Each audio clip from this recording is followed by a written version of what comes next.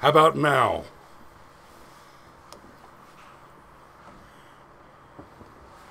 Okay, how about now?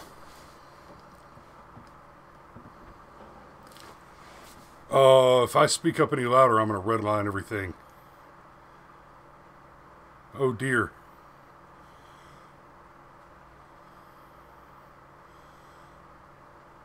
Okay, I see that the video feed to you guys has not yet caught up to me having fixed the microphone. Ready? Ready? All right. Everybody's caught back up. So, background check. Okay, so apparently we must have had no audio before the title sequence ran. So I said I was going to talk about how it's been a slow news week following the Madden shooting, which is surprising. Some stuff about the McCain funeral, and damn Legion, damn, come to all.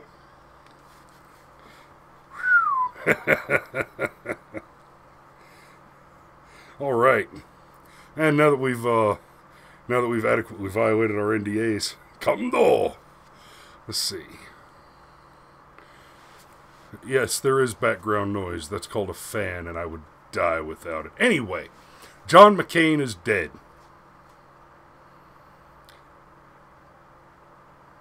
I'm glad he's gone. Nobody should have to suffer at the end like that. And I hated the man. Last week...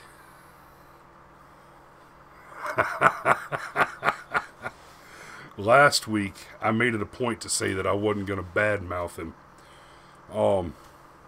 And that I was aggravated by all the bad-mouthing I was seeing on social media.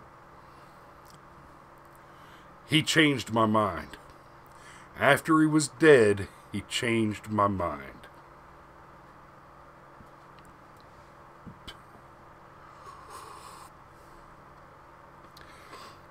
John McCain, before he died, apparently had somebody write a speech, or he wrote a speech, or a speech was written, and his name was put on it as a final commentary, a final address to the nation. And guys, if I'm dying of brain cancer, I don't have time to hate some people. I don't have time to waste my dying thoughts on how much I hate the president. Okay? Even if Barack Obama was still the president, and I was an elected official, there's just no way. You gotta be kidding me. Your loved ones, your admirers, your electorate, your voters, are gathered around to mourn you, to eulogize you, and you're going to have somebody go out there and spend time lecturing them, preaching at them about how you don't like the idea of the wall, and you just generally don't like the Trump. So that stuck in my craw. That soured my grapes for him.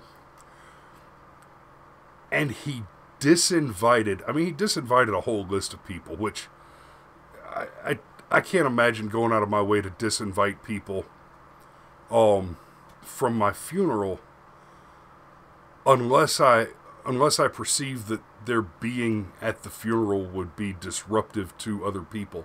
So, like, I can actually understand McCain disinviting Donald Trump. I get that. Okay. If for no other reason, he's such a celebrity that his mere presence at a funeral is its own headline.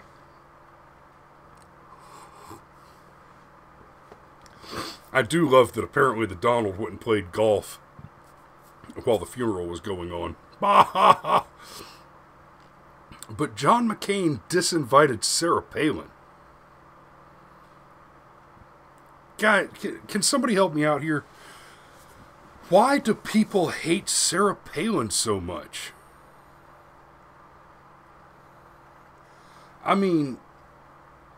Well, yeah, Legion, McCain's real legacy is success through nepotism and millions of dead people. True. McCain was very much like a Democrat, in that he ain't never looked at a war he wasn't interested in. I might talk about that a little bit, because I have a deep, abiding love for war, and a deep hatred for all of them. Anyway, McCain ran for president, and Palin was his running mate, and he ended up disinviting her. But I understand why the Democrats hate Sarah Palin. She literally stands for everything that they hate. She's a Christian. She's a family woman. She loves her kids. She's had a bunch of kids, big family. She's successful without, she's been successful as a woman without having to use gender exclusive government assistance. She has achieved the things she has achieved without playing victim cards, and she has achieved a great deal. So, she likes to shoot guns. So, basically, she's a liberty-loving, successful white American. And, well, even the lily-whitest Democrats out there hate white people just for the mere fact of you being white.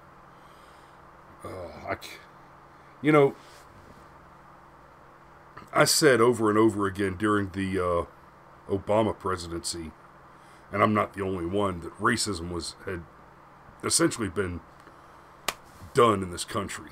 You will never be without racists. It will never be that there are no people who do not discriminate based on color. That's just not an option. That will not occur. But there is no institutionalized racism in this nation. There's no racism by dint of law in this nation.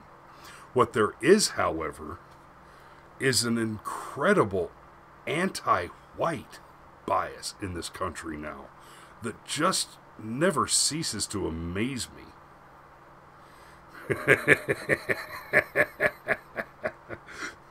Yes, drooling Ginger Kennedy the Lesser. Legion, I'm sure you've heard me pose the position many, many times that a large part of the Democrat platform is the expectation that you can have it both ways. That you can somehow raise taxes on the rich without raising taxes on the poor, and that's fair, and you can call that fair somehow, which is ludicrous. And a long line of stuff like that. God, the Kennedy the Lesser that you mentioned there, he literally stated in his State of the Union response that the official platform of the Democrat Party is to have it both ways. That was literally part of his response to one of the most optimistic and well-supported State of the Union addresses that we've had in a long time. I mean, how long's it been since the State of the Union was just, hey, everything's great and getting better? No. So, McCain, I don't understand it. How... I would like to know what happened between he and Palin, that they had such a falling out that she was disinvited from his funeral. Because as far as I can tell, the only little thing there at all is that she was an early adopter on the Trump train. She bought one of the first tickets. And somebody's texting me, which means I didn't turn on my do not disturb setting. So that has been repaired. And I cannot understand what, other than her jumping on the Trump train.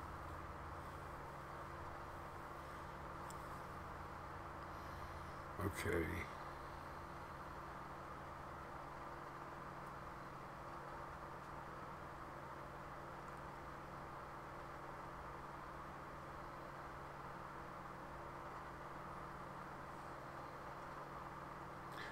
I apologize, guys. I'm reading a comment.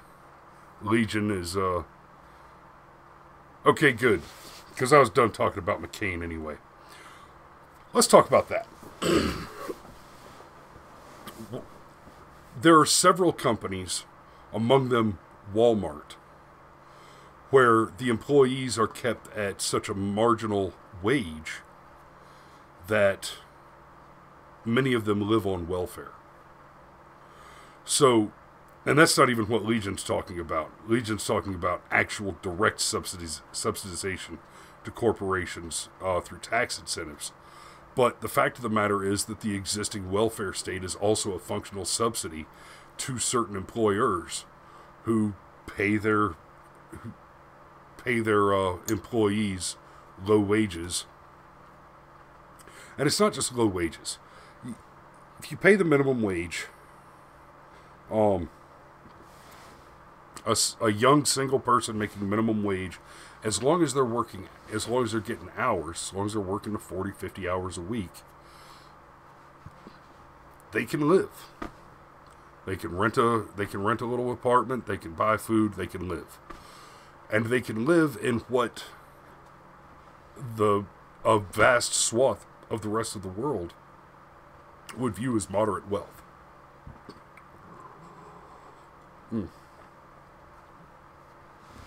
Even among the working poor in America, the average household has a large screen television, central air, indoor plumbing. You know, we have indoor plumbing. We get water out of the sink and we don't shit in the street. Believe it or not, America, that's not the world. That's the West. Now, yes, Legion, Legion, you need to go back and watch the last two shows, brother. Because I talked about some of this on the last two shows, and I was talking about it in the context of the censorship thing, so I guess we're going to get into that a little bit more tonight as well. So, the subsidization to these companies, here's the other thing that has to be considered. And I would love to get anybody's feedback. I don't know how to start a political movement, but I think that's something that may have to happen. And if I could get some politicians talking about it, I know a few, maybe I can have a conversation with. Nope, it's good because this is something I want to talk about, Legion. And if anybody has any ideas on how to really get something going, get a real movement going, here's what needs to be discussed. These large corporations, especially Silicon Valley, everything that comes out of Silicon Valley is functionally the product of government spending. Now, I'm actually for some government spending in the tech sector. It's useful. It's valuable. A lot of things that we take for granted as high technology now was developed for military application, especially things like GPS and any communication system you have. Google Earth, Google Maps, hell, Google Earth started out as the Keyhole Project. It was stupid top secret back in the 80s. I got my hands on access to it in the mid-90s, and it was almost impossible to get our hands on. Oh no, Legion. You about to hear some right here. As these companies are subsidized, though, the vast majority of them are also Democrat donors. The end result there is that what is actually happening, what is functionally happening, money is fungible. You cannot put funds into an account and then take funds out of an account and then make the argument that you don't use the funds that went into the account to pay for abortions. Oh, that example got oddly specific all of a sudden. Oh, wait. That's a great example. Planned Parenthood gets a shitload of government money. They get a bunch of government money. And they spend a bunch of money in lobbying.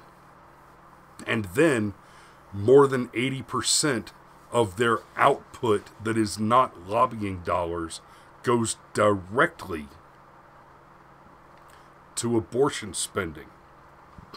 And they run these reports that say, we only spend X amount on abortions. It's not really the majority of our work. And then you read the report a little deeper, and it's like, oh, so you list the abortion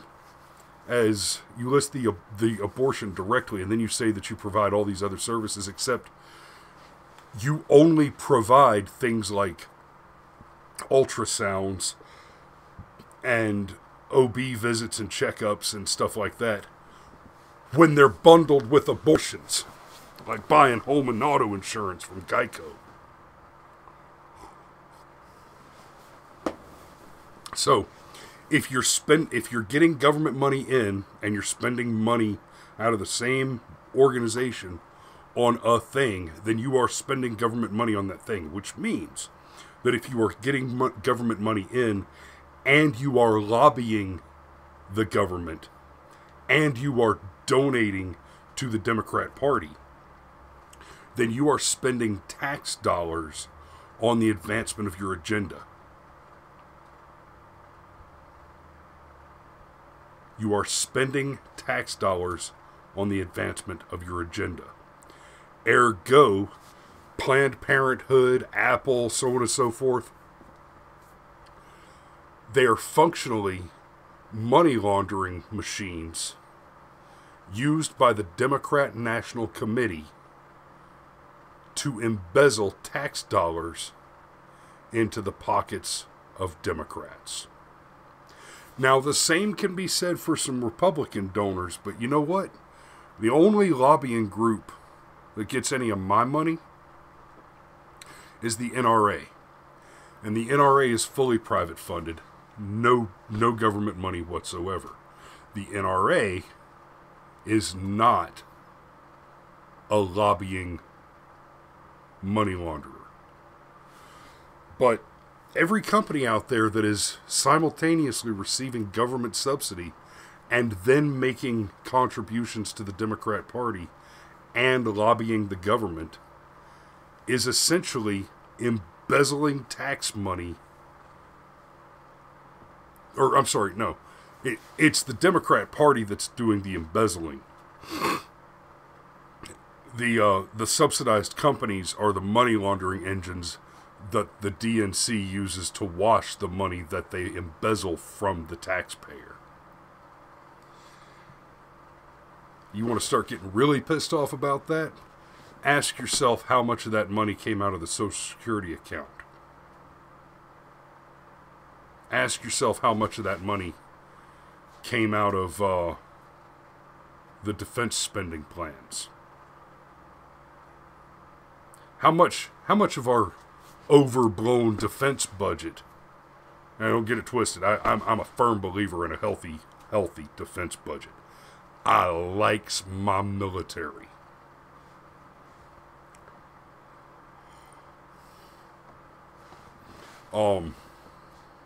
And Legion, the statement that Planned Parenthood has done more to subjugate blacks than the KKK could ever dream of, that's a ridiculous statement, man. Don't be an idiot.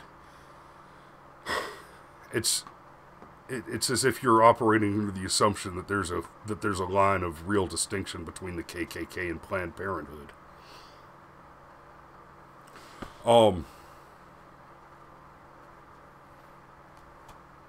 You see what I did there? So I'm not gonna beat that dead horse any further, because we talked about it last week, and I went in a lot more depth with it. But I will say this, just in case Legion doesn't have time to go back and watch the show last week. One of the big reasons I brought that up last week in context is because the defense of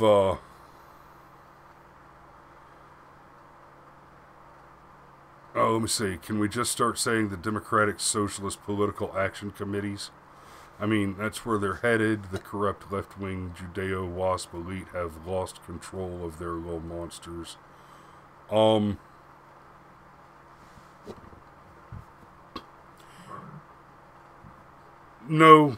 Legion, I don't like that Democratic Socialist Political Action Committee. We need a snappier, more entertaining acronym than DESPACL. Excuse me.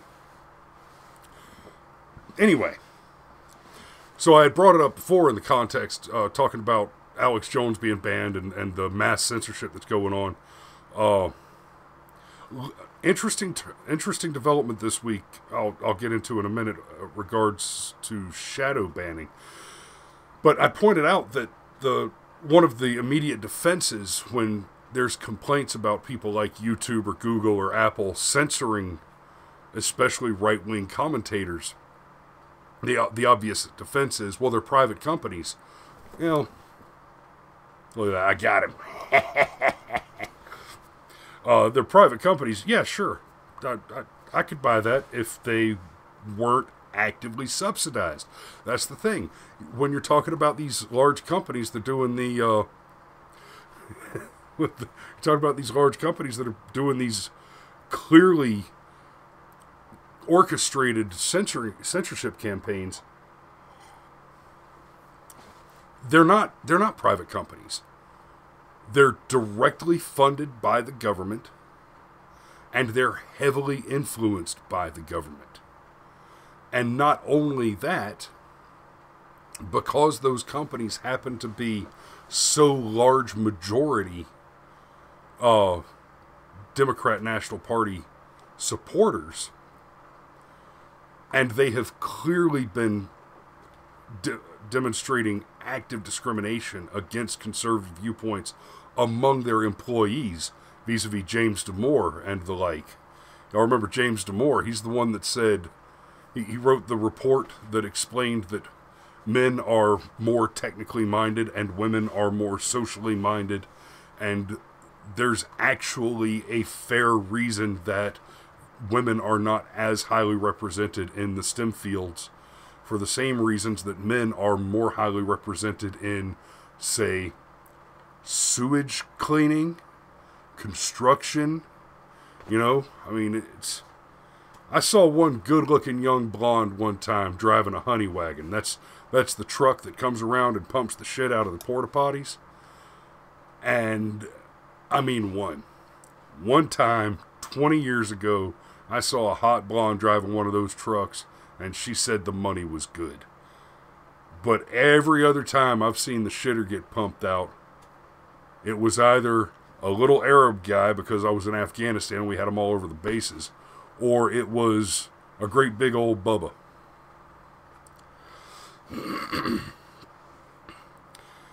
Yeah. You're right, AT&T was a private company. Yep. But anyway, you got guys like James Damore that show us the clear bias at these companies. And he was a Google employee, and of course Google owns YouTube, and YouTube stands accused of massive censorship against primarily conservative voices like Alex Jones. And I'm sorry, Legion, I don't care how much you like the guy. I'm not a fan of his. But I may disagree with everything a man says, but I will defend to the death his right to say it. I'm getting a little bit more wishy-washy on that position as regards the burning and stomping of my flag. But defend to the death. I've seen me do it. Now, like I said, I don't want to go too far down that particular rabbit hole because we spent a lot of time on it last week. Now, I do want to bring this up. Slow News Week. Interesting. Why is it interesting that it's a slow news week?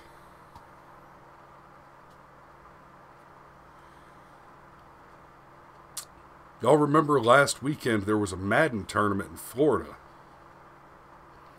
And a kid lost his shit and went and shot up a bunch of people. Now, I want y'all to remember that David Hogg was not on the news. It wasn't plugging up my Twitter feed or my Facebook. David Hogg had fuck all to say about that shooting in Florida. You know, one might say, well, there were only 4 dead, only 11 wounded.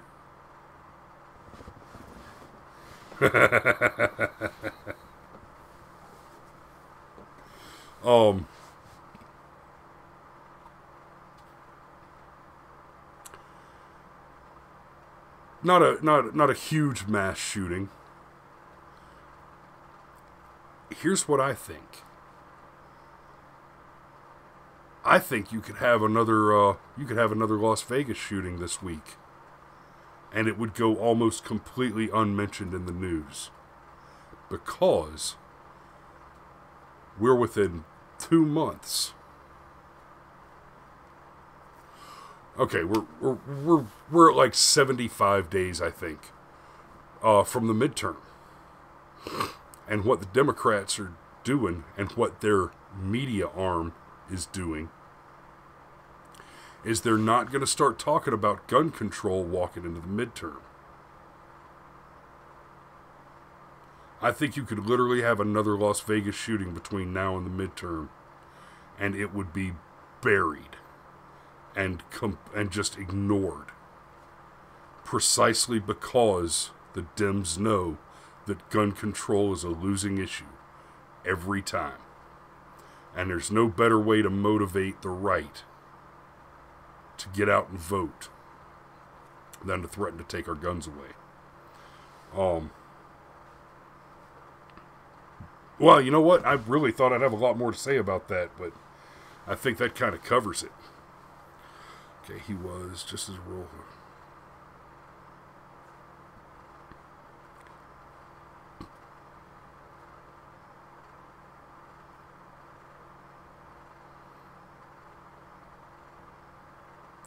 Oh, okay. Legion brought up Daisy Chan. I did see that.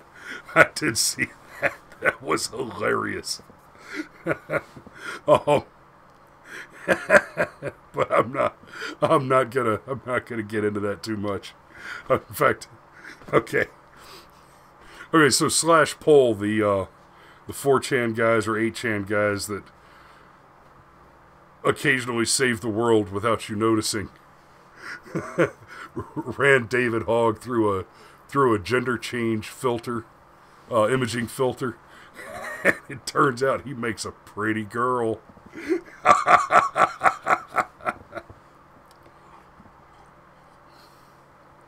He's a pretty little girl.